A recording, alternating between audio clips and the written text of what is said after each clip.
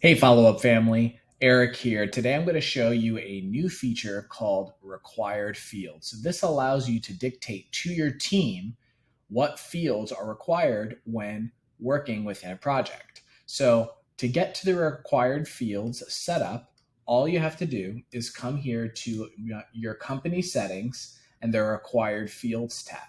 Now there are three kinds of required fields: a new file, a pipeline, and then a contract status.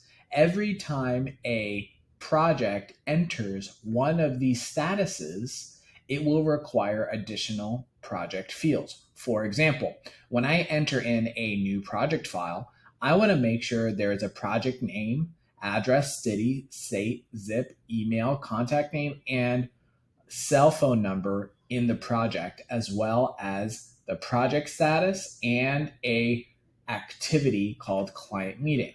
So now, just to show you what this looks like, if I come in here, create a new project, and let's say I try to save this project file with just the project name. I'm going to come in here, enter a fake project name, and you'll see now that these have been highlighted as activities or fields that are required before saving.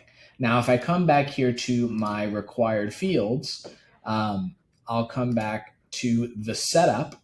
And now I want to ensure that once the required field is in a contract status, that the gross margin and the contract amount are also in that project file. So all my data is nice and clean.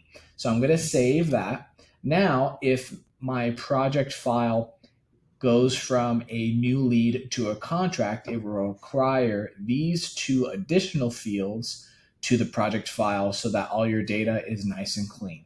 So set this feature up. Please reach out to us if you have any questions on the required fields feature. Happy selling.